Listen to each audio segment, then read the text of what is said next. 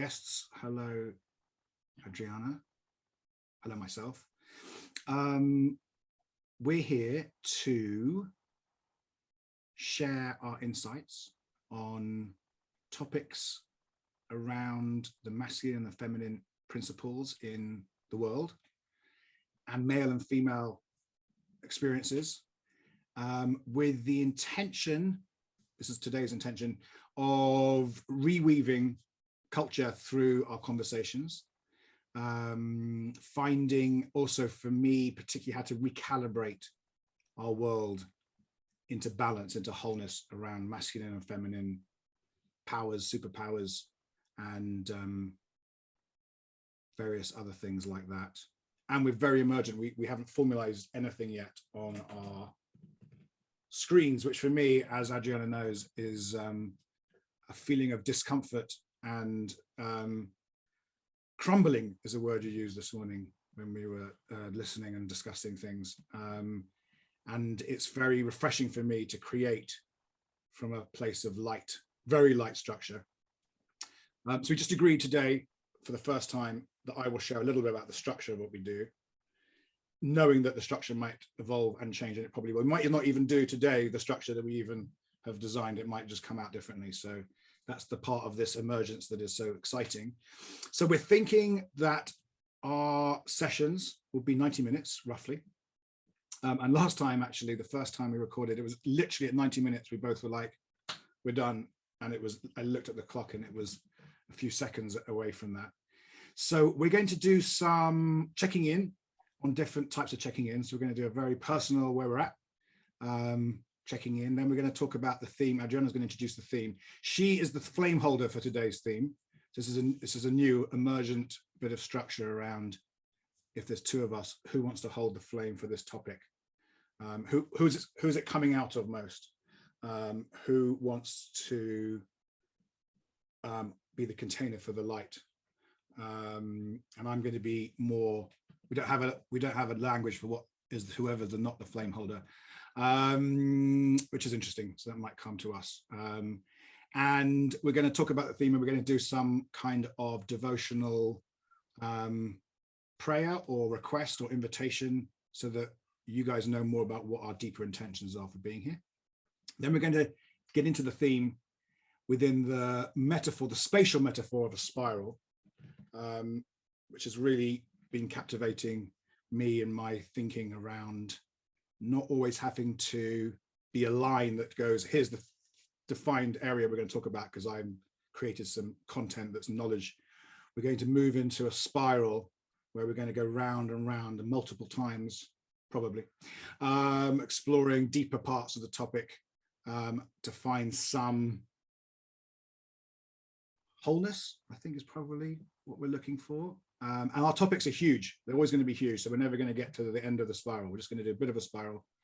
And then we're going to check out in multiple ways. So we're going to do reflections on the topic from each other, starting with the non-flame holder, just so we get a kind of, how's that landing for you as a co-creator, but more in the passive co-creation rather than the active co-creation or something like that. And then meta learnings, how did we show up as podcast co-hosts, talking about topics that are very personal yet also very global. And then final checkout around where we're at right now. So we're blending lots of different ways and practices from different traditions in this. Yeah, I enjoyed hearing the structure. Actually, it's nice. Our structure's nice. I like it. We should add that we've been discussing whether to have a structure or what that structure might be for the last week. Really presencing, when is structure too much? When is structure not enough for safety? It's a really interesting question.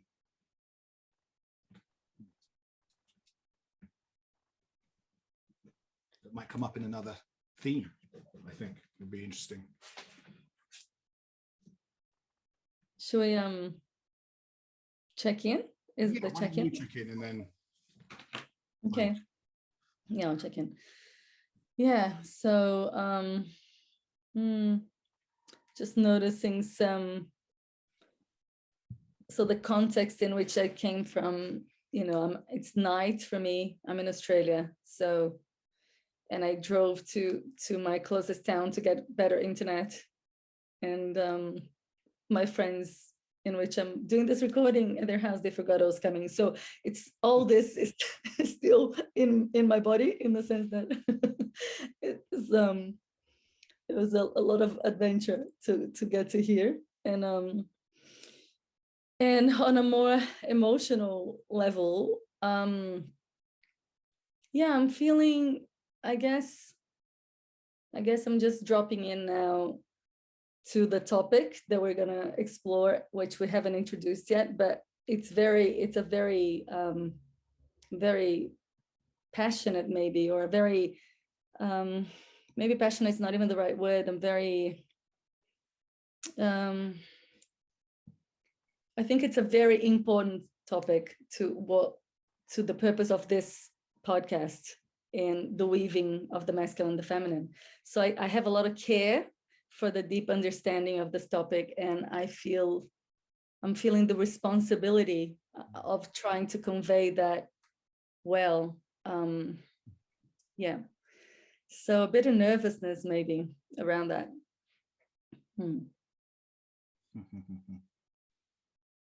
Is there any more? No, not now. I think it might come when I'm sharing about the topic. Yeah, good. I'm feeling responsibility for the man folk to receive this topic, and not be, I guess, emasculated or collapsed by it, or allow myself to be collapsed into sort of dumbfounded silence, but also not to fill the space either. So yeah, I guess I'm not nervous, but I just know it's almost like without this being rebalanced and whole, the fundamentals of the dance of the masculine and feminine can't really be held. And so I'm feeling responsible for that. I've also, opposite to you, as you know, I've actually got coffee because it's England, it's morning time. And I'm feeling a little sluggish, like it's pretty early in my morning to be in podcast mode. And I quite enjoy that. And I also, it's like I can still feel my eyes are a little like sleep patterned. Although I have been out for a walk with the dog and had a very exciting engagement with a pack of hounds that were chasing my little puppy around. So that brought me into the moment. So yeah, I'm really excited about this topic, and it's been bubbling since we started talking. It's been there, and of course it's there in my relationship to my partner and my three sisters and my mother and everyone else in my world, co-workers. So yeah, excited.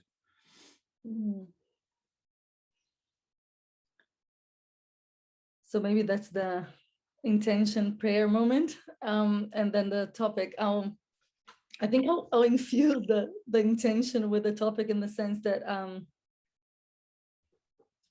yeah, I think when I spoke in my check-in, I was already tapping into my prayer or my intention for today, which is really being, I want to be in service with what I give today out of me, but I want it to be intelligible. I want it to be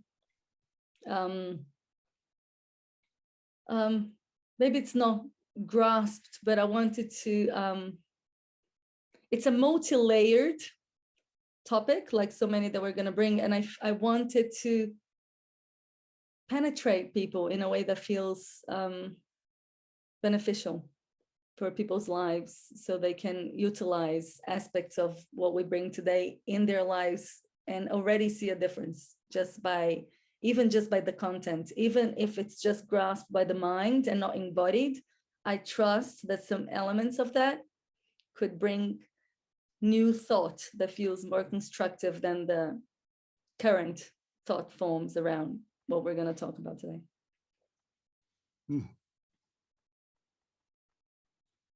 as you were finding the word grasp, as you're grasping the word grasp, I had in my head graspable. That was very interesting that the word popped in both our heads at the same time. I would love you to share the topic in some way, just the outline, and then I can add any other intentions I bring. Yeah. So today we're going to spiral around the menstrual cycle, but I want to just, maybe I'll just say that, and then do you want to say your intention now, or should I give the meta view of what I mean by menstrual cycle before? I would love to hear the meta in some shape, and then if it's relevant, I will add intention, or if we've started the spiral, we'll just spiral in and I'll spiral in with you. So whatever. Okay. So, okay. So for me, when I say the menstrual cycle, and I noticed that, maybe I'll speak to that first, that for me also it's a privilege in a way, not a privilege. I think there's some profound healing that needs to be spoken about, of having a woman talking about the menstrual cycle to the depth that I'm wanting to do in front of a man in the context of a podcast that we want to share more widely. And it's not a female only space. This is not a women's sacred space. I don't think I haven't seen that before. And it feels really, there's something that feels already in sync with what we're trying to do with our meetings. So to me, when I say the menstrual cycle, I don't mean menstruation. So a lot of people, that's what they think about. So the menstrual cycle, which is the whole cycle of a woman's, physiological cycle, what I mean the archetypal energies contained in the menstrual cycle. I mean, these archetypal energies, I believe, would weave in a lot of the topics that we're going to bring here in the future, because within the menstrual cycle itself is the archetype of the sacred marriage between the masculine and the feminine. So within the menstrual cycle, you have, just starting the spiral, you have the follicular phase. So from menstruation to ovulation, which is yang, which is the masculine, which is the building of the egg, which is the doing, which is the outward, and for our culture, acceptable, and not even acceptable, the phase that we like. And then you have the descent of the menstrual cycle, which is the luteal phase, which is the yin, which is the descent, which is when the egg is not fertilized and the egg dies and gets reabsorbed, and then you end up in the bleeding. So the archetypal dance that lives within a woman is the dance of the sacred marriage. I mean, the menstrual cycle in its archetypal form, it's not the feminine, it's the dance. Now, that's just the beginning of it. Now, to start with, this is the big picture, and this is why I hold such reverence for this topic and such respect that actually I haven't found reciprocated. It's I don't want to say that loosely, but I'm noticing now a little bit of emotion coming up because of the recognition of in myself. I have never done what I'm about to do here. I've never had an hour or 40 minutes or whatever it is to take anyone, like, I'm not talking in the context of a course for women. I'm talking in the context of life, in the context of sharing with a male friend in a more public context like that. It's a big amount of time to be devoted to something that actually usually just by its mere name, it tends to cause some reaction. So some people lose their interest, let's say, in the very beginning of the topic. So the reason why I wanted to share that the dance is contained within the menstrual cycle is because we can't even get there. This archetypal is not even available to most women. And obviously, if it's not visible to most women that live it, then it's not visible to men and then the culture at large. So to me, we're missing out in a massive part of reality. And that's my grief. My grief comes out of this, just the fact that this dance is not being danced, and it's such a beautiful, there's such potential. But so I'm going to go back and just frame a couple of things, and then after I frame a couple of things, maybe I'll pause so to see how it's landing for you. But so we're still in a culture in which, in developing countries, in a very concrete, mundane way, the shame around the menstrual cycle is concrete. So, girls don't have pads, they bleed in school, they quit school, all that kind of stuff. So when you have that happening, and there are many non-for-profits working on that, it's beautiful work and really necessary. When you have that level of shame happening, obviously the archetypal energies available in the cycle are not even, visible. They're super invisible, doesn't exist. Now, in our culture, we don't have that type of shame, but we have the subtle form of that shame, which to me, I'd say, if I use the word trauma in a similar way that Thomas Hubel uses the word trauma to talk about collective trauma, or Gabor Mate talks about trauma, which is the experience that you have of something that is so ingrained and that you kind of contract yourself around it. I'd say that the female, the woman that has was born in a woman's body, we have a collective trauma around the menstrual cycle. And that to me is like turning one of the most amazing aspects of consciousness available to a woman in a woman's body, not only being invisible, but being visible in a shameful and traumatized way. So that's the beginning. That's the beginning of my spiral. I have a sense that's quite, deep content, but it's not, we're going to flesh things out. So maybe I want to check in with you if there's anything that you want to share from this point. Well, thank you. So what I got, first of all, is that sharing this outside of a woman's group, women's program, women's conversation is in itself a taboo breaking act in some way. And I mean that from both, I guess, the perspective of women who are used to speaking about it with women, but not necessarily in a men's context, or maybe with their partner or partner's friends. And then also for men, or people who do not have this cycle, to talk about it in depth and explore and listen and learn and contribute. So there's a taboo for me to even have this conversation outside of my conversation with my wife. Mm-hmm. And to have anything to add. Ironically, or not, I was a medic, so I studied the physiology of this cycle in some depth, but nothing to do with the experience of the physiology, nothing to do with any wisdom, myth, archetypal energy. I mean, that's just not in the medical curriculum anyway.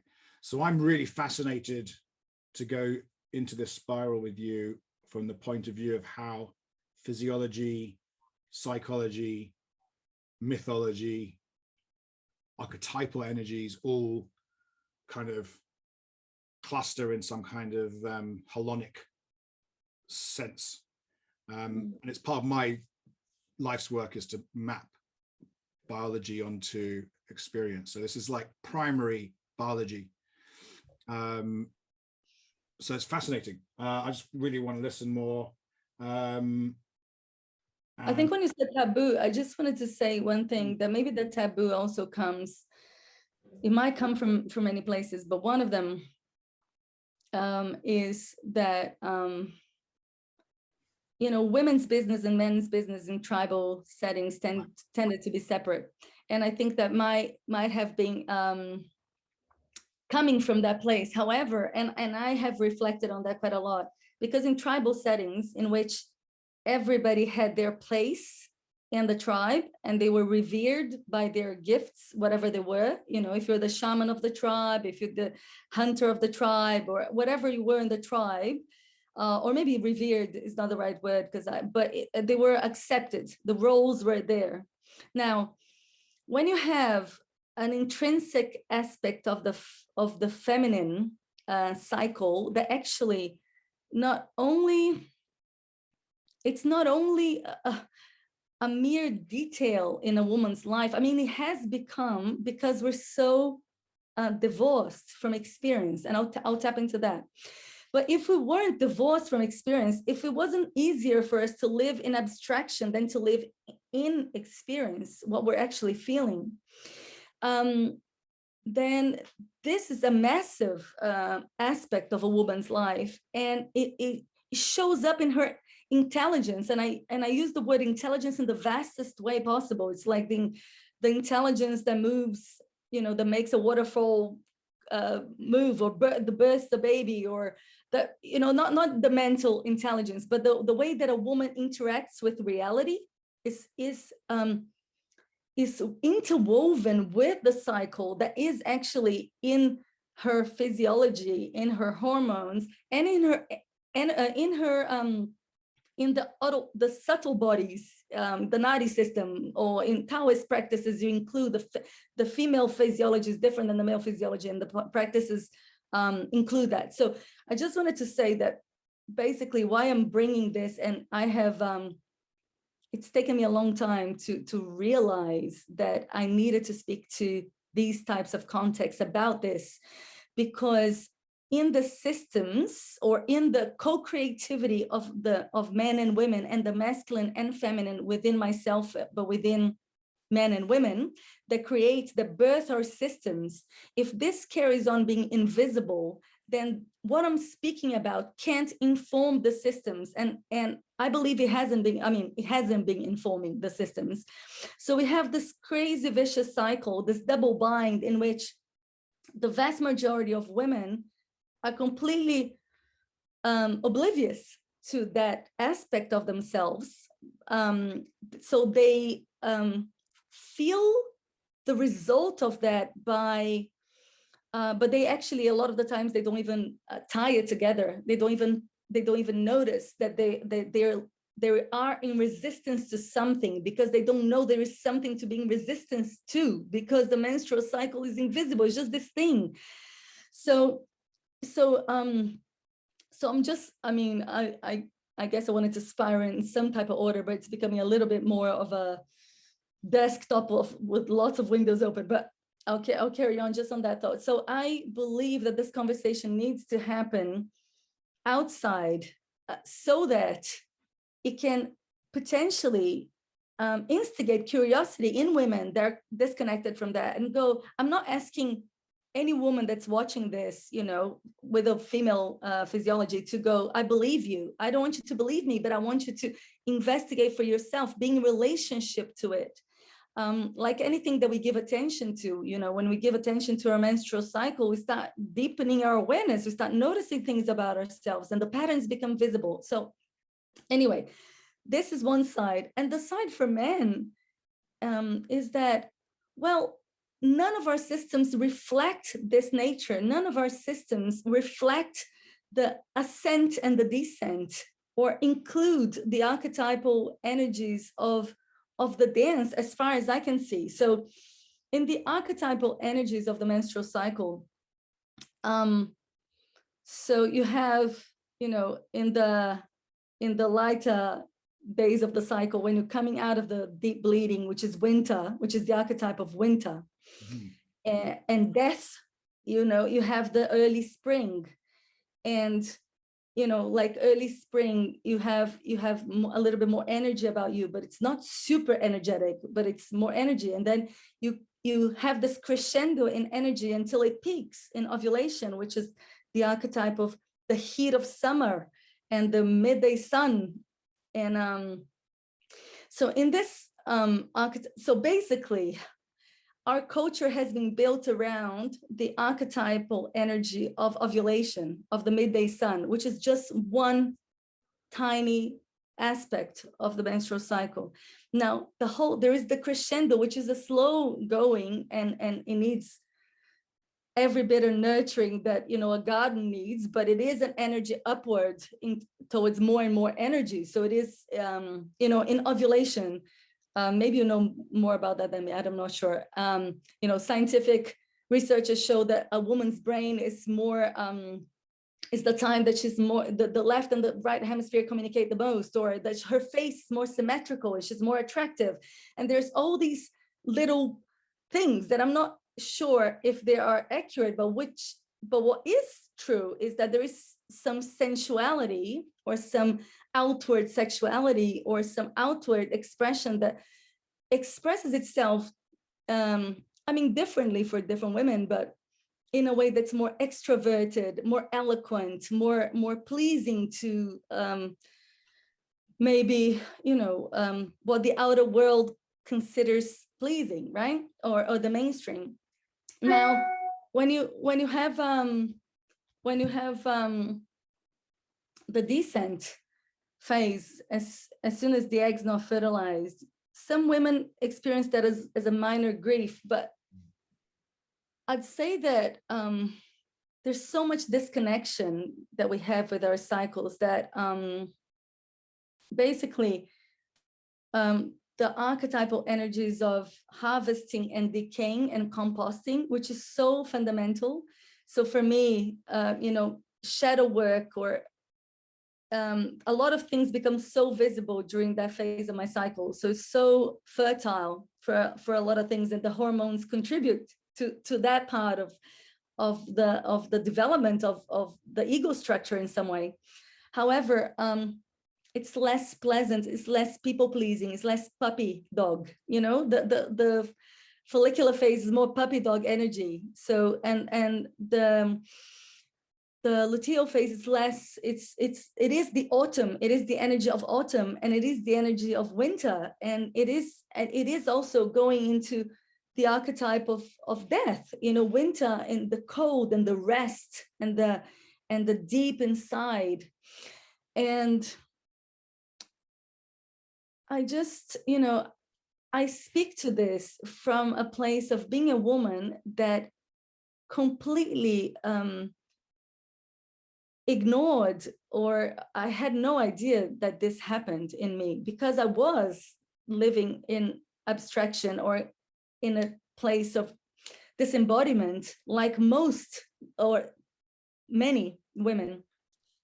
So I know what that feels like, and it feels okay. I mean, life was okay. You know, it's something that you can live by. You live your life, and it's something that you don't know you're missing because you never had it. So that's, again, what's so hard to speak about, because if I've never had that, how am I going to know that it could be different if I have it?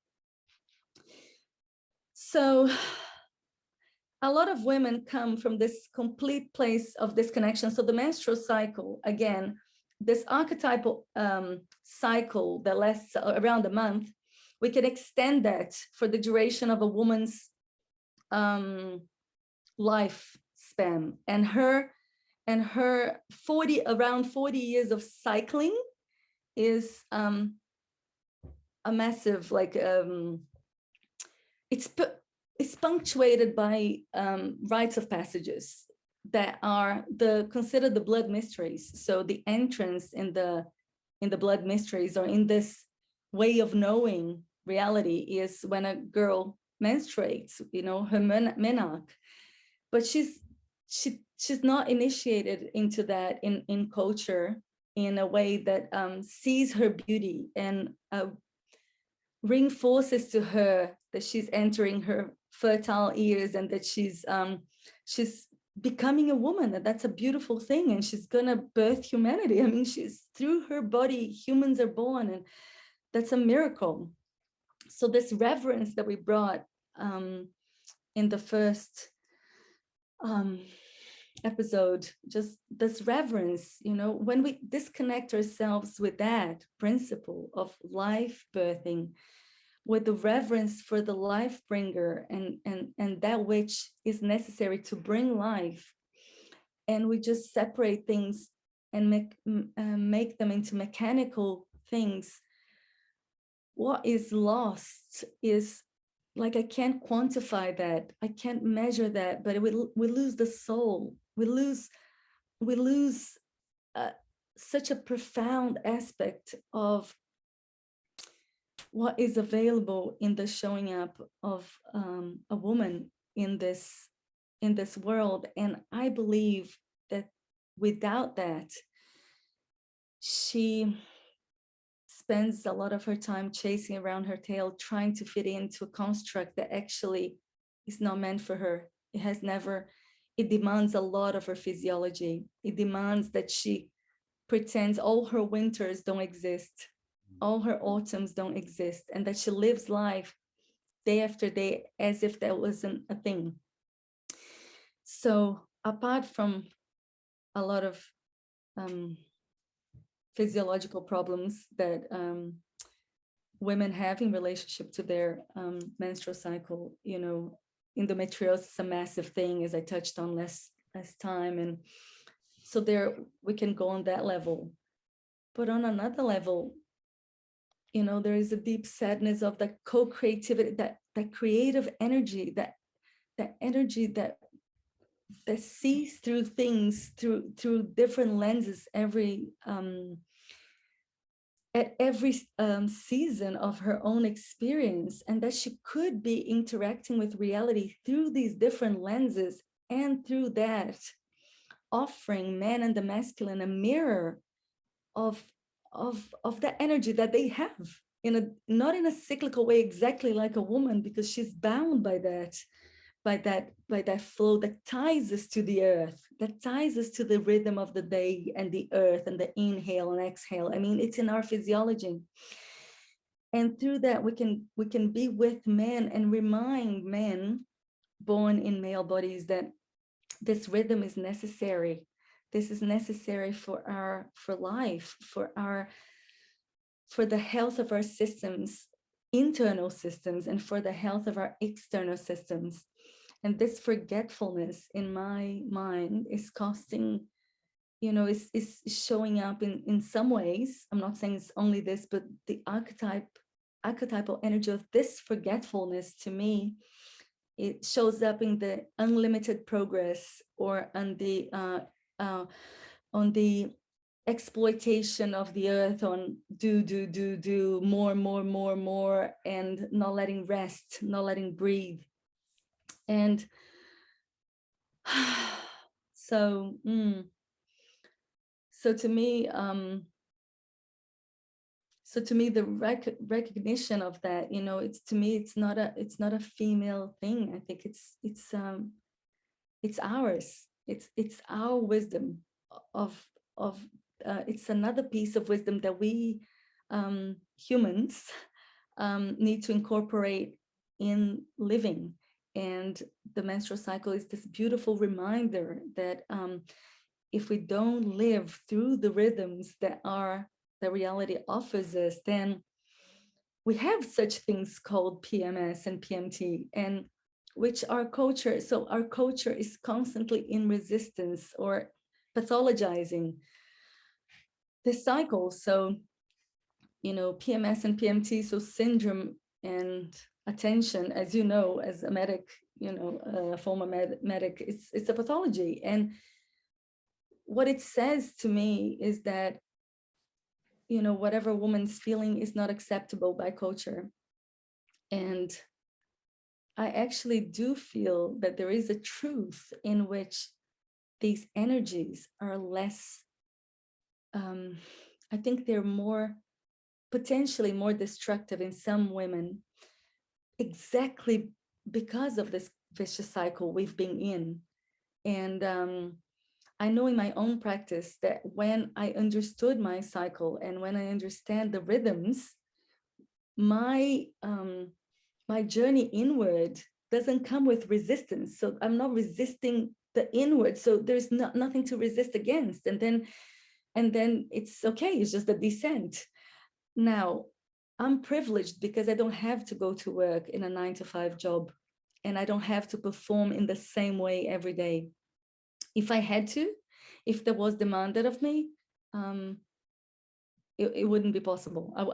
There's no way that that can be possible, honoring the cycle in that way. So that's the double bind that I encountered with a lot of women that I was teaching when I was teaching about the menstrual cycle.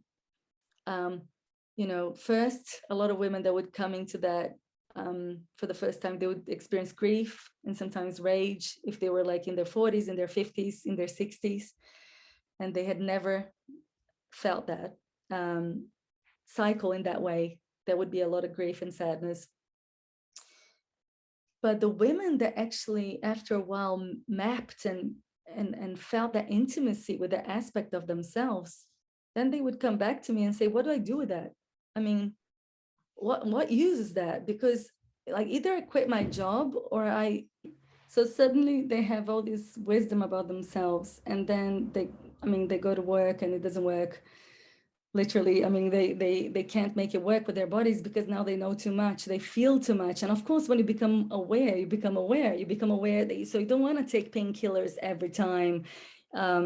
You want to be with, you want to have a hot water bottle, you want to be in relationship to that. You notice that your thoughts change, your emotions change. It's super fertile, pun not intended, to just self-discovery. So these women just open their own small business and do their small thing and on the side. And what astounds me is that we're losing, I mean, these women, they're in deep connection to the cycle and the marriage within, in at least that aspect of themselves. They can't be in the system. And that's okay. So I kept hearing that, and I was like, well, we need to change the systems. We can't just stay here. I mean, one way is to do grassroots, yeah, and there's heaps of stuff happening on some levels, initiations of girls, there's beautiful teachers of mine and people teaching young girls into how to be welcomed into their menstrual cycle with pride and beauty. However, both you and I are familiar with developmental theory, and one aspect of developmental theory that I do want to bring here is that I know, and it was the case with me, and I can see with my daughter, that when you are in a certain age and a stage of development, you are very impressionable by culture and what your peers tell you. So that's more important than your parents. That's more important. That's really going to imprint on you.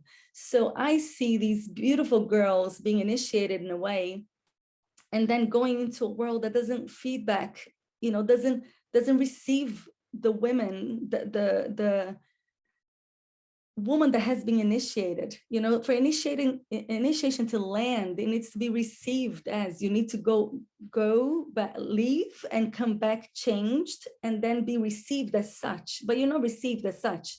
I'm not received as the power that I am.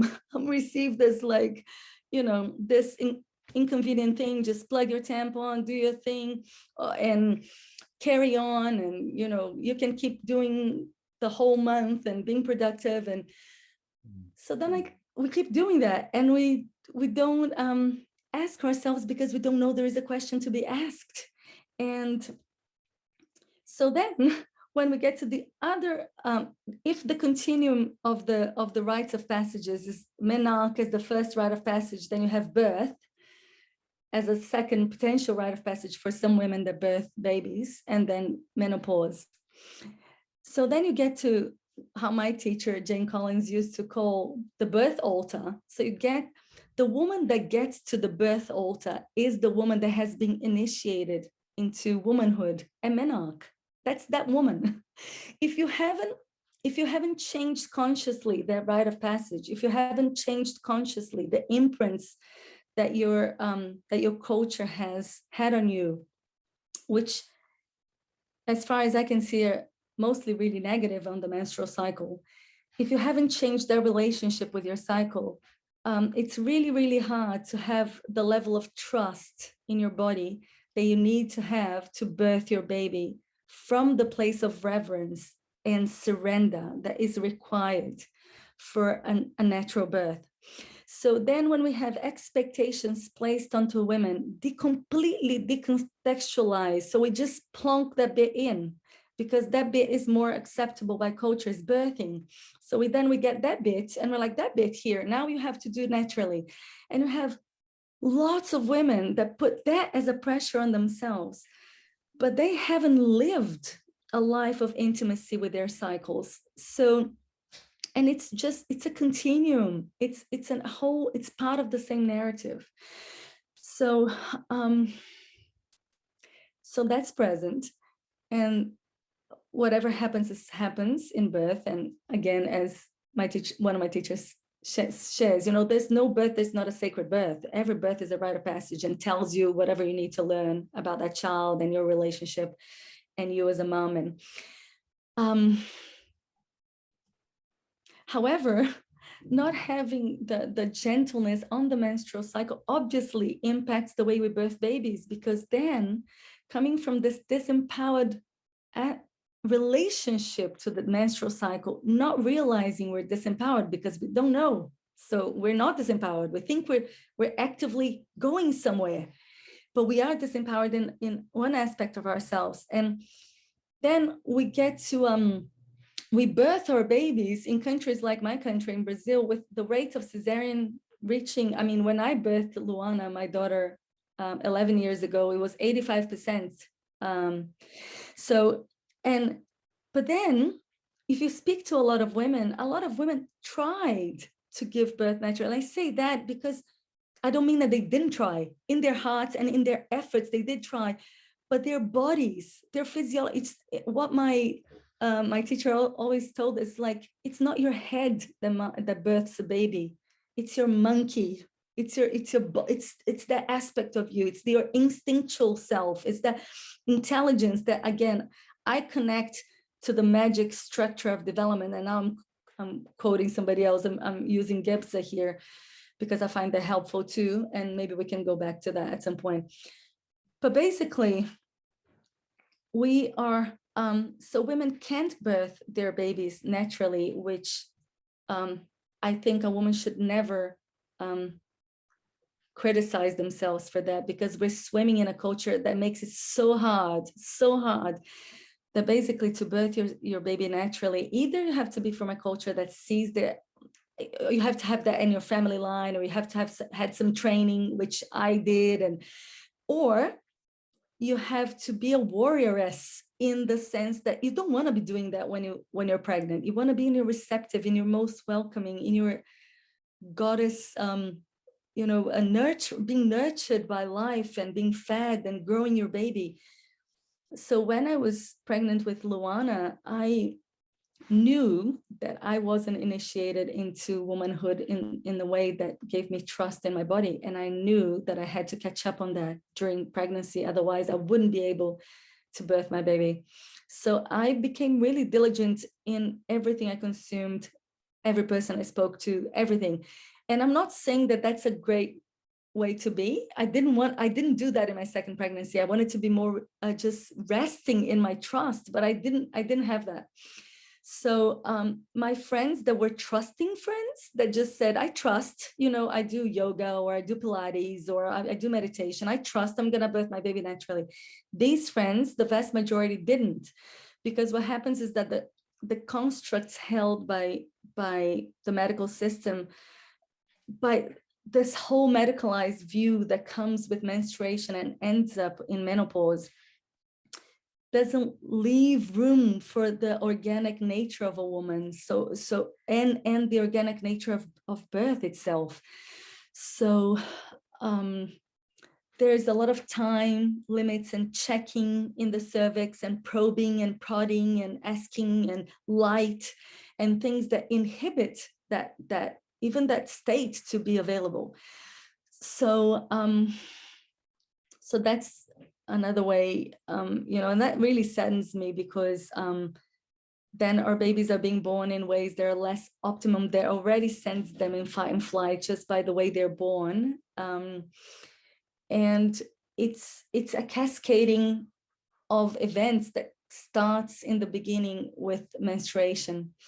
And obviously the end, which is menopause, again, is very frowned by our culture. And the wise woman archetype, the beautiful maga energy, which is the energy of a woman that has collected the wisdom of the menstrual cycle years. You know, in some native tribes, they would say a woman practices her wisdom in the menstruating years, and she is her power, she is her wisdom in menopause. And that woman that, you know, maybe not in our culture, but maybe wouldn't have children at home, so she would be available to care for the larger whole, and she doesn't have the mothering hormones present in her, and so she has more of that drive energy. So she is more of a, she embodies a bit more of the will energy of the masculine archetype, I'd say.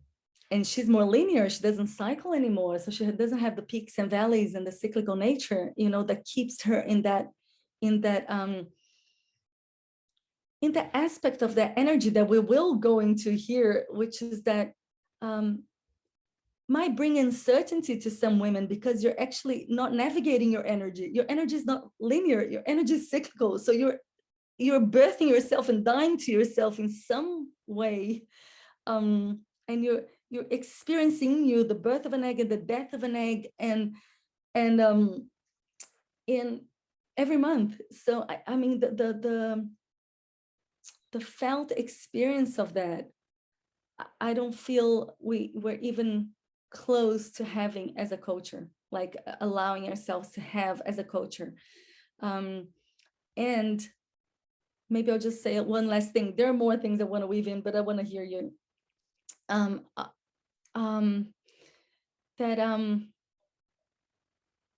really, I mean, that's not what I was going to say, but I I forgot what I was going to say. But I really believe that I mean, I can see that for myself. The woman that I am, the way I can show up to myself and in the world is different. Now, I don't want that to sound, see, that's one of the things that keeps women from sharing that widely, because the last thing that I want is women to hear this and criticize themselves for anything. And that's why a lot of women also don't talk about openly about birth. However, then we perpetuate systems that are not helpful. They keep us in this double bind. So I feel that this conversation needs to be initiated in a way that we can be in this dialogue together. So so that we can see, I believe that if I'm a whole woman, my relationship with men and systems and everything I create, if the more whole I am within myself, the better I'm going to be in anything I do. So the current situation demands that women act from half of them, from a side of them that is appealing. And that's that, and then that's perpetuated by beauty, and we can and beauty is one of the elements of the feminine, which is great, but then there is no place for the beauty of the maga in culture. There's no way, because we stop in ovulation, so we stop in this archetype of the beautiful mother energy, this beautiful radiant energy, but we don't have the beauty of the other phases. They're all beautiful. And then the pathology of that, one of the pathologies of that, is that we see older women in some countries, in my country very much so, trying to perpetuate youth. And they try to perpetuate youth because, if beauty is the only way that you have your feminine acknowledged and seen, and the feminine aspect of self responds to recognition, like nature, like a flower that you see that a flower opens up to be seen almost. So that recognition is special, but when it's the only recognition, is pathological, and it freezes us in this very uncomfortable dance in which some women reject beauty completely. And some women are so attached to it because that's the only thing I've got. So just, I'll keep holding it because that's, don't take the only aspect that I have recognition for. So it's, yeah, I don't know. I just feel sad. Like, I just feel like telling a sad fairy tale or something, like, as I narrate the whole trajectory. And yeah, I'd like us to have more available, to just be able to have more of life available to us, and this is a big part of it. I'll yeah, I'll let you share a bit. Wow, that was very graspable. You'll be pleased to know. Yeah, it joined a lot of dots that we've been talking about up to now, and that I've been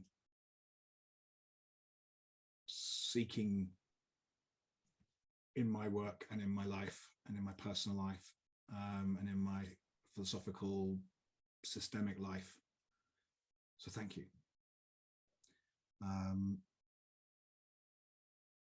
Something we were going to share at the beginning was our intention around what we're trying to do in these conversations. So I just want to presence that for myself, and then I'm going to come into some content. Presence. We are attempting in this weaving to somehow heal our own personal, to bring more healing and wholeness to our own personal lives. So Nick and Adriana as individuals and our work. We are also seeking to allow you, viewer, listener, to learn and heal and grow.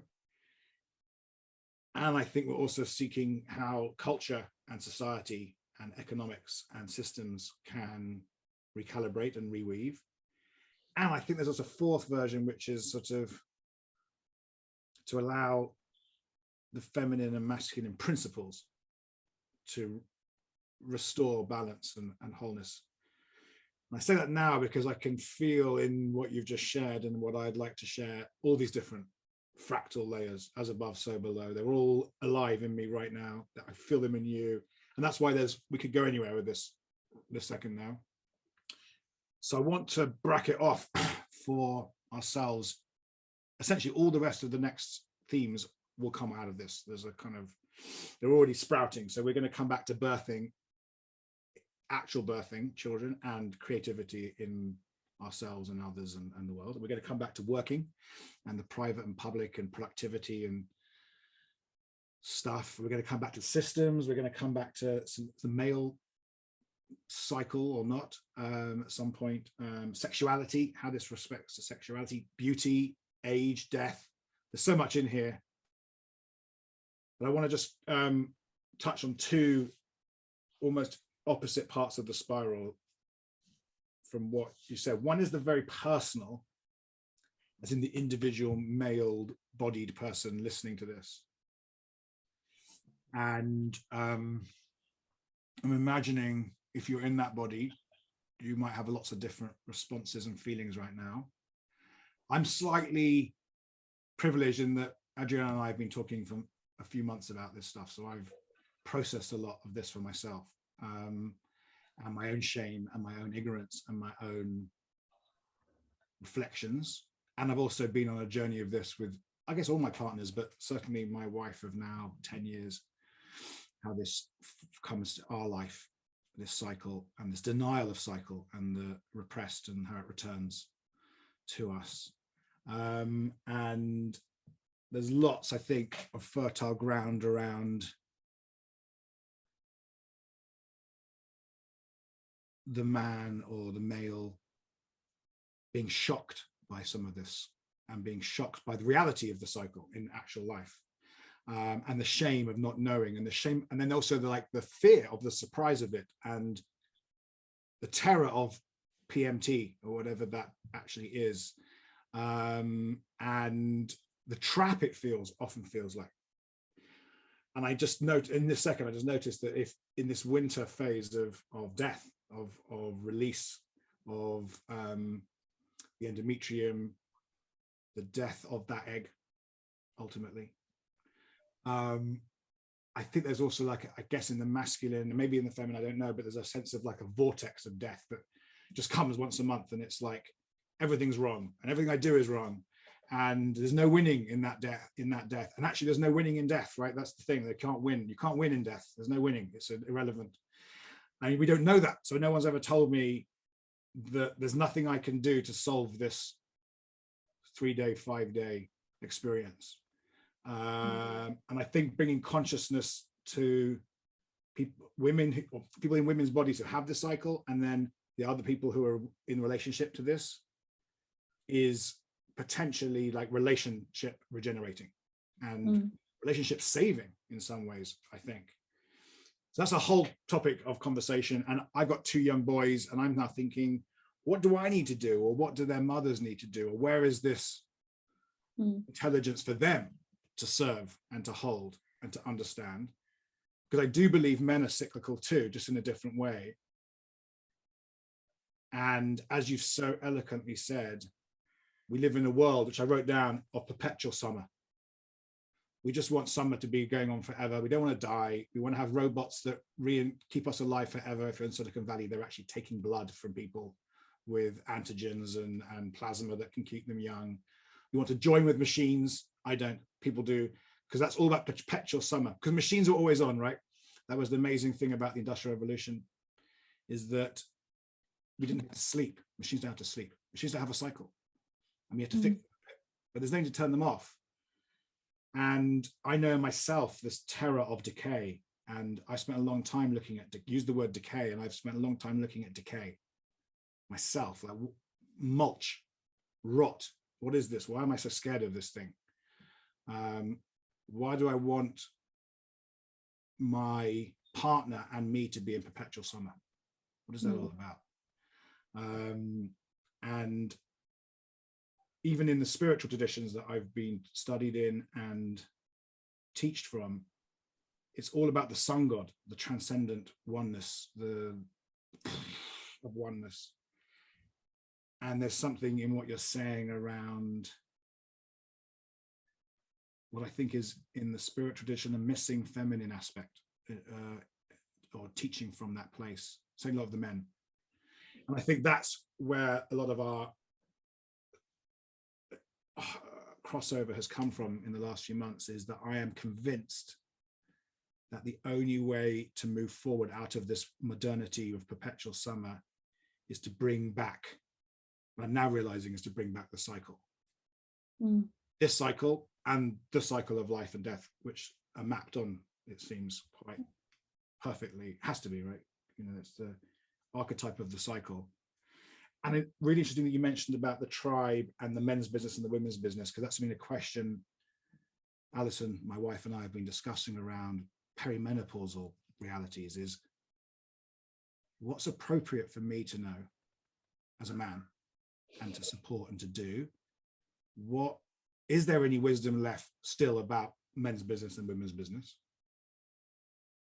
Or as you said, as we've abstracted ourselves out of that, because there are downsides of tribal organizing, because you're in your role and don't go in any other role because you're in your role.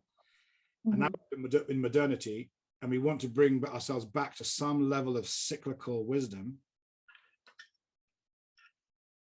but do we want to go back to this structure of tribalness?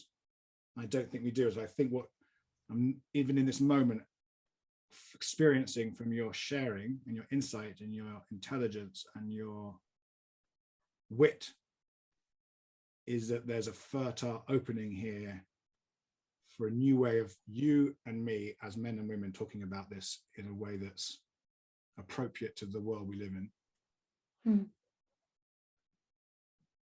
And whether it's rites of passage, whether it's boys' work, girls' work, whether it's men and women's work, whether it's advertising. You know, you said last time we met, which is weekly at the moment, so it's last week in my head. Last session, you used a phrase that the idea of the advertising for menstrual products is like plug and go, you said, which is like just, it laughed. I think you said You're the branding guru. You said that. No, you said it, but I took it. But when you said, "Oh, it's good for," I took it and goes, that's basically the advert for tampons. Is don't worry about how annoying this is. Well, it's stopping you doing. Get back in, and you can go off you go. And even the word plug is so masculine, and so it's just really fascinating. And I've used to work in advertising where this is, that, and I guess, and then men take that as it's annoying to a woman to have this. It stops them playing, it stops them being sexual, it stops them blah, blah, blah, blah. So maybe, so therefore in the culture, that's what I'm going to assume is the situation. I think there is, and I think there is this too, a lot of the time, even the pill, I took the pill for 10 years and one of my teachers wrote about the pill, a book. And when I was reading the book about the pill, a lot of pennies were dropping for me of things that I was feeling. I mean, you're in some pills, you're in suspended pregnancy, know. So even your pheromones, like people you're attracted to are not the people that you're attracted to, you would be attracted. I mean, there's a lot of things. When I came off the pill, I was angry. I had a rage inside of me that I had never seen before. I was like, where is this rage coming from? I don't know where it was going. There was some type of suppression, and I don't understand scientifically what I was doing, but it's not uncommon to read women that came off the pill that talk about what happens after. It's almost like they land in the body. It's like, where was I? Like I was somewhere else. And that suspension would perpetuate also the living in this in a way that is not I'd say favorable, but it's not even favorable because a woman doesn't know what she's missing. And that's the constant issue I've faced. I've been in relationship to the menstrual cycle for many, many years. I've been for 12 years now. And at a point I was trying to do a documentary with a friend of mine because I was like, when I discovered this, I was like, this is gold. I mean, everybody's going to want to know this. Where is this information? And I discovered that not a lot of people were interested in it. I went to this unconference. So two things. One was, I did many other things, but one, I went to this unconference and we had to sell our topics, like to see if people wanted to hear our thing. Yeah. And I raised my hand and my topic was the menstrual cycle, but as systemic change, and curious, who went? I had 10 people in my room, not many. Yeah. But from the 10 people, all of them were men. And there was only one woman, and the men were curious. They were like, I was curious. And the woman was there. She was like, oh, I was interested. But then another woman came to me and said, oh, I wasn't interested because, I know my cycle. Why am I I have this every month. I have this annoying thing every month. Why am I going to listen to you?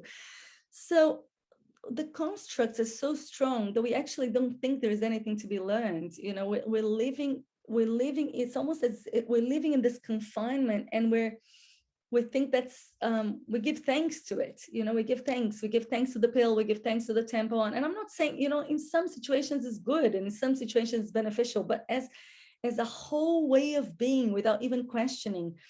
And we give thanks to the cesarean section, even when we didn't need to, because, the amount of friends of mine that were induced by hormones, so we do have now cultures. I'm not going to go into the gender conversation. There's so much there. And I actually, my intention with any conversation is to bring more love and more understanding. So I want to be really careful with any conversation that we have on that. But I do want to say that when culture thinks that putting a hormone in the body does the same thing as the natural hormone, the example that I do have is of syntocin, which is the fake oxytocin.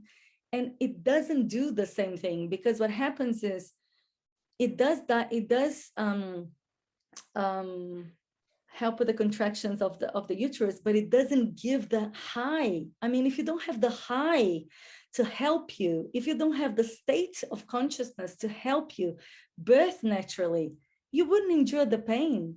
But Syntocin only gives the practical bit. It doesn't give you the heart, you don't have the state shift. So I'm not saying that that's the same with other things, but I'm just saying that this medicalized way of looking at things, that's just, I'll just get this bit. If I just get this bit and put this bit here and take this bit there, it feels dishonoring. It feels dishonoring, to say the least. And I want to be more whole for men, for life, for reality. And this conversation also comes because, I want to see systems that are born out of my intelligence and my creativity, which includes the cyclical way that I am in the world. It comes with, I can't leave it on the door. There's a big part of me that you won't get if I leave that out. And I want to create from that place. And I want women to create from that place. And I want men to be in relationship to that. And I feel that I actually do feel that premenstrual tension, for example, it's a big hypothesis because I have no way of proving it. But if we didn't have to fit into such a tight, like if we were so constrained, we're cyclical and we're trying to not be, like, constantly, always. So it backfires. I think it just backfires, and the emotional cocktail and the hormonal cocktail in our bodies, acts in a way that is more explosive, and there's so much build up energy of frustration to having to fit in, to not being able to rest your body. And now when I actually have my period, in the first day I'm down. I'm like, my level of energy is down. And now I don't say that as like, oh, poor her. I don't say that because actually, when I spoke at another friend of ours on his podcast, I was explaining that, the magic structure of development. So from bringing Gibbs's work, so which is the pre mental, so it's the pre-ego structure. So it's the instinctual, the sensual, the connectivity, the feeling, the sensing into reality from the senses. There's an aspect of reality that to me is much more visible. And I know that's, I've been journeying with my menstrual cycle for a while. So I've been deepening my awareness of what opens up for me. But if certain capacities are less interesting for me or less available, certain structures of development, or so for example, to speak really linearly when I'm bleeding is much harder. But for me to actually, or even to vocalize, even to like be, if I was going to give a talk and I'm bleeding, I'll probably, people that know me, I actually pre-frame that. I actually say that. I say, I'm menstruating, and what that means is that I'm here, and that's what happens. But in the context we live in today, in the agreements that we have made as men and women, and in the systems, a woman can't start a talk saying that. It should shock everybody. However, that is her check-in, because it kind of, if she's in relationship to that, it would impact the way that she's showing up. And if people are expecting the same talk that she gave, last week, the same exact way, maybe she would disappoint them. But if they're present to her and what she is in that moment, what that flower is showing up as in that moment, which requires more attention. So we need to be more present to each other and not expect that fixed idea of the other, it's, which is not true for anybody, but certainly not for women. I noticed that some of my emails are popping, but I don't know how to disable this. So there's some sounds maybe coming through. I think we're gonna move into our takeaways. I'm going to do some takeaways. Okay. We're going to come back to all these topics in more spirals in future. I think the big thing that sort of just gone bing for me like your email, being in my head, is that our entire economic system is built on this perpetual summer. And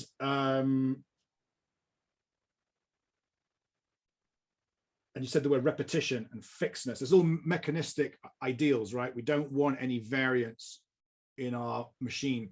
We want the same cornflakes. We want the same 2% growth. We want everything to live forever in this perpetual growth. And what we're realizing at the meta level of systems is that's not working. It's unsustainable. You can't just take without dying and rebirthing and restoring ourselves. And my biggest interest at the moment is, what does a regenerative economic and global system look like? And there's a lot of talk about it being organic and it being based upon biology in some ways, and a return to the organic, a return to trust in nature. And this piece of the conversation I haven't seen, which is the microcyclical and the macrocyclical are not yet permeating into what regenerative looks like. And I'm noticing for myself, as I'm becoming more and more in tune with my own feminine, that I am cyclical. And I used to be able to work 365, 24/7, I don't know what it's called, 24/7, 365. And then I break, right? And then I do it again. And then I got it down. And Ali and I are now studying my cycle in some ways, which is around, okay, so I now do like 6 weeks work, and then it's half term in England. And that's when I usually have like I'm exhausted. And now I'm starting to learn, how do I be more cyclical? So yesterday I had a call with someone who's actually in this conversation. And I knew 10 minutes before the call, it was not the right time for me to have the call. I was actually in a feminine mode, and I didn't want to be in a conversation. I wanted to be in a restoring, and I didn't have a fun. I thought, shall I cancel it? That's so rude. People don't like it. Because the masculine likes things on time, and I want to be honored and respected. Show up, goodbye, go, next thing. So I'd say that because I think there's the big piece I've got from this, as well as the many micro bits I want to get into, and the meta bits and the meso bits, which will pop up everywhere now that we've set that stage, or you've set that stage, is how do we bring this organic, cyclical winters, autumns, how do we honor the autumn and winter of our lives, of a woman's life, of a man's life, of our economy? Our economy contracts. It's almost like we try to make it not contract. Perfect economic management. It always comes and contracts. It's always a breakdown. There's always a puncturing of the bubble. And then everyone's terrified and angry and frustrated and upset. So it's like nature's always saying, there are no straight lines. There's cycles and spirals, and there's death and there's rebirth. Get used to it, guys. And then we're going in the masculine. No, we can outlive death. We can outlive the cycle. We can push it down, as you said, with hormones, or push it up with this analytical capacity to have like a little bit of an oxytocin hormone. It's not quite, but it'll do, because it does this little bit. And then we're going to give you this thing here for comfort and convenience. And I'm really aware that for many women and men, but women, the pill and the tampon have been liberators of the chain of motherhood and all that that's meant for thousands of years, or certainly hundreds of years. And that was great for men too. So, we can have sex. Yay. Ultimately, isn't it? And you're always happy and beautiful. Great. And I actually know, very personal now, from the macro to the micro, when Ali came off the pill, she was destabilized because she was being pulled into the cycle again. And then I think she went, there was an IUD period, which did some of that de-cyclical nature. And then she went totally off it. And then we've just gone through the cycles, and it's been really interesting for us both. And then she was saying, well, do you want to have the snip? So we went through a whole 18-month period of me engaging with the idea of having the snip. And I was supposed to have it last week.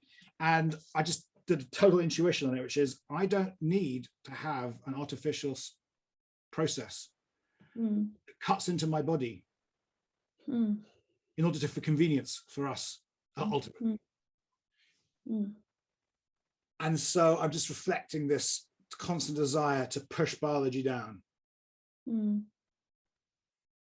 And one of the catchphrases Ali actually came up with in our work is you can't bypass biology. Everything comes from biology. Mm. And so, yeah, in going forward in this next themes, I feel that we're going to be able to bring parts of what you've shared into conversations in a way that we couldn't have done before. And I think you remember, I was even not sure we wanted to spend a whole session on this. And I'm really glad that we have, and that you have this flame, and that the project's flame is yours ultimately, I believe, in some way. It doesn't, and I'm not disabling myself or disowning or collapsing away from ownership and creativity.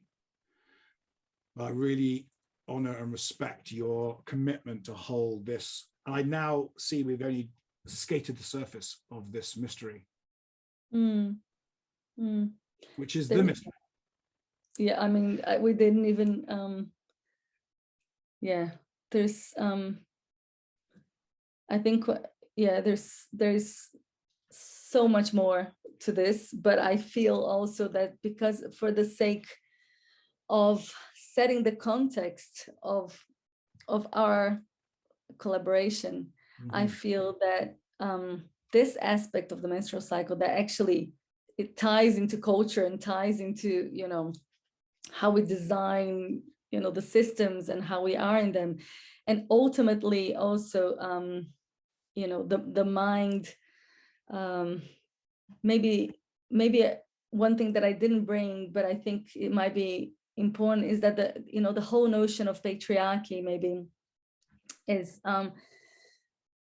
the way I see it is that, you know, I'm gonna borrow some of Gibbs's wisdom here because I think it's one of the best ways to explain. Bonita Roy is also great, and Philip Shepard. So these three together put pieces for me, which is, you know, before the ego, the mental, the lower mental was developed in the structures of development of the development of human consciousness. And I know that we're going to go into that in the future and maybe with other people, but just for this context.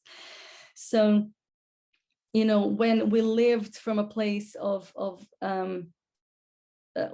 being instinctual, knowing there was pre-ego structure, you know, there's a being with, there's a being as, being with the river, being, you know, you are with the tree before you call the tree, you know, before you name the tree a tree, you actually are with that being, and you are much more in relationship to things from that place. So developing the dualistic mind by nature, you know, this separation of the body, of the being with, you know, and Philip Shepard actually, he talks, it comes as from the pelvic bowl where we resided, consciousness resided, and actually in exercises that I do, when my awareness is resting in the pelvic bowl and I'm in relationship to life from that place, I can't name things. I can't actually, he gets people to do exercise in his workshops in which you have to speak a poem from your head, and you speak your poem from the pelvic bowl, and from the pelvic bowl I can't speak the poem because there's no words don't exist, there's no name. So from that place in consciousness, you know, which, I mean, we come back in the female rites of passages, when we come from the mind, the dualistic mind, which Gebser calls the depleted mental, it doesn't include that part of self, which might have been natural for evolution's sake. But it is what we're including. It is the animal self, the instinctual self, that part needs to be included as intelligence. And it is that composition that to me makes the higher mind, which is available, which is not the mechanistic mind that breaks things apart and doesn't see the soul in things. And Ken Wilber talks about the flat lands everything. It's the mind that weaves everything together. And I just wanted to bring that because patriarchy for me is not a construct from one or a bunch of people. It's inherent in the structure that we were inhabiting and creating our shared reality from. And that was perpetuated, it is perpetuated by me, by us, by in this co-creativity, in my own inner patriarchy, in the sense of that I love my one side of my cycle and I hate another, you know? So it's just, it's inside and outside, as above, so below. So I feel that in that way, that projecting outwards towards men or whoever is creating the patriarchy is, that's not what I feel it's important here. It's you know, it's what we've been talking about. And I don't want to collapse the fact that, you know, there's other things that we'll talk about here of maybe some women might feel that I'm not honoring some things that have happened to, you know, towards the time. So it's not that I'm speaking about, but I just wanted to say that I don't believe that men not noticing the menstrual cycle is because of a patriarchal, you know, something that's, I think it's the culture that we breathe, that we are in our abstracted minds, divorced from the body. And from that place, we can't see, and men can't see because they don't have it in them. And women can't see because they live by abstraction and they don't talk about it because it's shameful. And then we perpetuate that nobody sees it and nobody sees it and nobody, you know. So I think that I just wanted to, maybe that's not my takeaway, that's an added point. That's my putting in, not taking away. Yeah. But, you know, I just felt was... So what you just said to me, and I'm super aware that I'm on dangerous ice all the time in this conversation, all the time. I think you're on dangerous ice, I'm on dangerous ice, in that this is a highly contested cultural area of conflict and pain and suffering and trauma and abuse. And yet we can't just deconstruct, as you and I are very clear, we can't deconstruct forever. We have to construct and reconstruct and reweave. And that's where I think a lot of our energy comes from, is we don't want to criticize all the time. We want to build or rebuild or reweave and create something new in the place of, well, we know it can't be this, and we know it can't be this, and we know it can't be this, and we know it can't be this. So then what is it? And so I'm exploring in my work and in this conversation and our conversations together and with other men and with Alison, what I'm calling, what is a regenerative masculinity? What's men's work that comes from a regenerative worldview, and cyclical, life enhancing, life building, life generating, exploring that. And what you just said in terms of, I imagine some women will maybe construe what you're saying as a patriarchal return to something that was in the past that was abused. Ultimately, it was an abusive relationship. And I'm thinking, what's a regenerative feminism like, where there's a reclaiming of this cycle in its liberation, but also, as you said, in its shifting of the system to allow this to be honored, rather than having equality and freedom within this system. Like an extra step of the system itself isn't working for women, for sure, for men also, for sure, because there's no time I can go on a Friday, you know what, I don't feel like I can work today, okay, I'm not going to work because I've got nothing to offer. Or I do keynotes, right, as you know, I can't show up at a keynote and go, do you know what, I just want to be in my pelvic bowl right now and be with you for half an hour. Do you mind if I just have a silence with you? No, that's not allowed, right? And I love what you said about, so I'm working a lot about idea of relational complexity, relational intelligence. And what I just got from what you said so eloquently, building on the work of others, was that relation came before cognition. We were with each other and the nature before we could speak of the nature and speak of philosophizing and intellect. And I don't want to lose intellect. And you and I are very clear on that. We don't want to lose our intellectual capacities to create theory and to understand theory and to speak of and model and structure and diagrammatize and all that beautifulness. And we want to go forward into a relational version of that. And that's certainly, I think, where you and I first started is, what does philosophy look like with relational wisdom, not just intellectual intelligence? I wrote down here something that's also becoming very positive to me, and this is my ultimate takeout, I guess. There can be no wisdom without metabolizing death. Can't speak of wisdom without integrating death into it. It's just words, philosophy stuff. And I feel like from what you have shared today, there is no wisdom without metabolizing the autumn and winter of the female monthly cycle and birthing cycle, which is presumably a cycle of some sort, and from menstruation to menopause cycle. There's like an embracing of decay and death and the passing out and the release. And the wisdom has to come from that full honoring and reverence for the cycle. I love how you shared that, because then maybe, I mean, in one level, my takeaway is just being here with you in this conversation and noticing how much I can talk about this, because I'm like, I'm not even halfway through. I could like, let's get that going. Like, you know, I'm just like, I feel so energized because unfortunately, like you said, you know, to start this, it's almost like the criticism or the deconstruction has to happen. Like I need to share the bad news first. So I'm like, I feel like I shared a lot of bad news. So I feel like this depressed kind of, like, it's not true, you know, we can, but it's I think that being in relationship with how things are is the first step to like be present.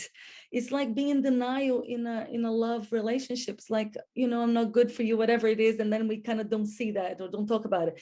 And now we're going like, this has been a bit messed up. Oh my goodness, the systems are a bit messed up for women, isn't it? Like, I think it's important to just have that recognition, and having that with you. You know, in this, I thought I was going to be much more emotional, actually, truly, because I have been in the past. And I noticed that maybe one of the reasons why I haven't, you know, I do feel like we're far from optimal in this, but actually just being here and feeling totally heard and gotten by you, like an intelligent man. But this keynote, you're not thinking I'm crazy to say, like, that's validation. It's crazy that I think that, but actually when you live in contradiction with yourself for so long, that has impacts in your self-trust.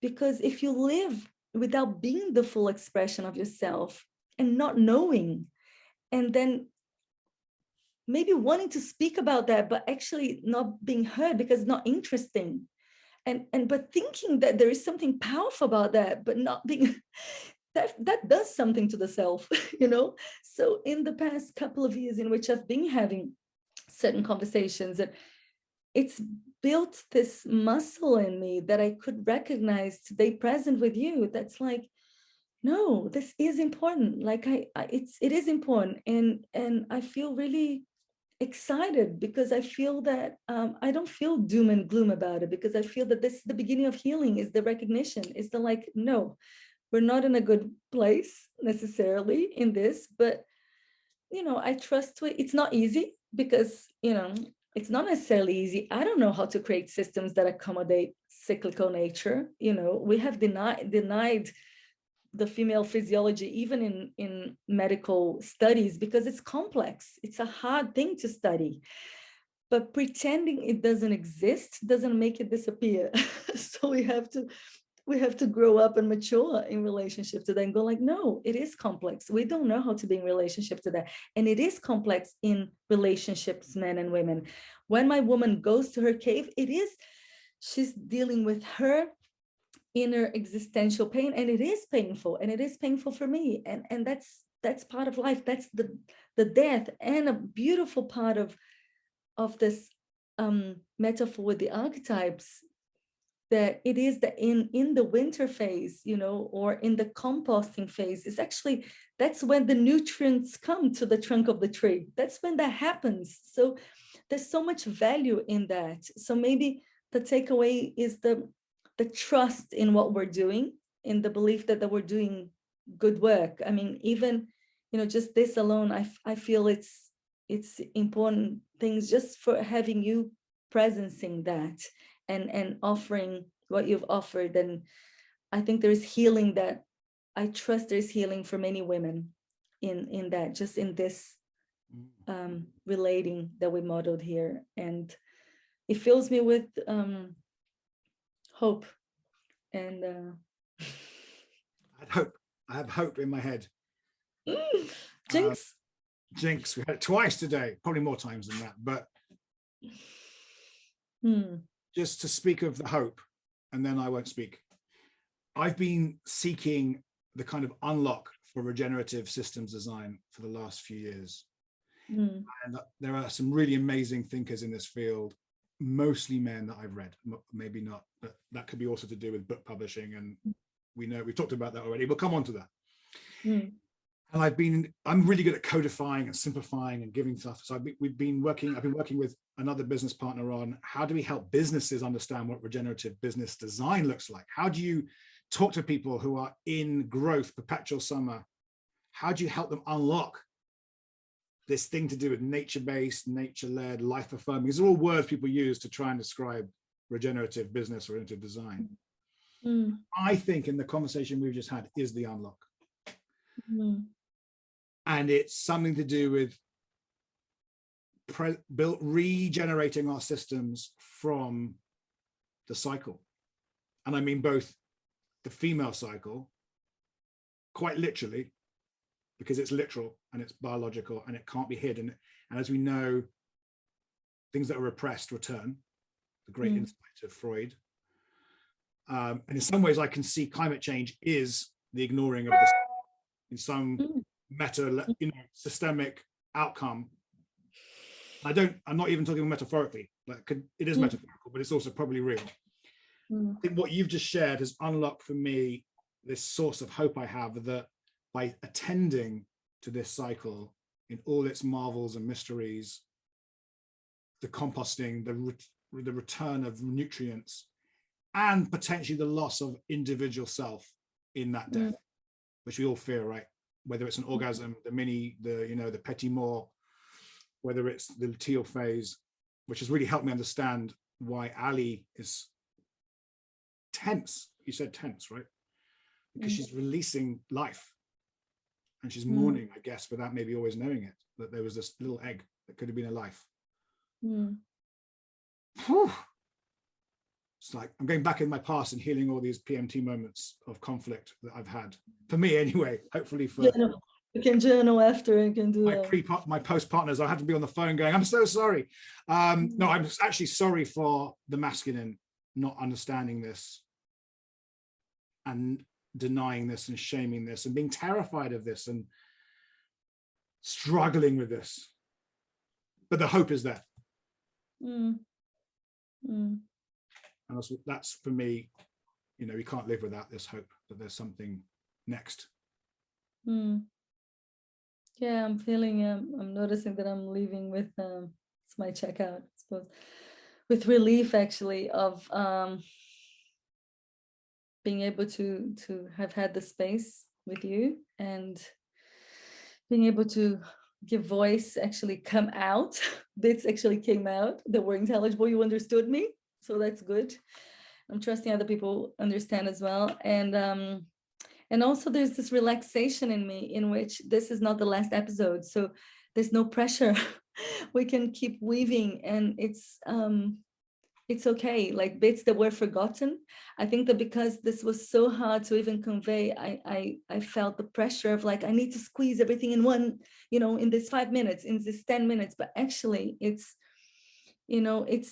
that's why we're creating this, to be able to weave all these different aspects. And I do feel that this connection with the menstrual cycle weaves in with a lot of the things that we're gonna bring here, and then I might be able to bring different contexts. And excited for the seeds that we might be planting with, as I shared in the beginning, even seeds of new thought, even of like, maybe stop calling things like PMS and PMT, just the naming of it, the same way that we're doing with race, doing with that. It's not respectful, it's not honoring of that cycle. So maybe we have to come up with the other names, and so that just this awareness, just this curiosity, even curiosity for men and women, men in their relationships, just start observing with new curiosity. And women, maybe, if you felt a bit skeptical, and if you still have your cycle, check it out, just start, journaling. Start journaling. After 6 months, you will get something in your own experience. And I think that's the beginning of that.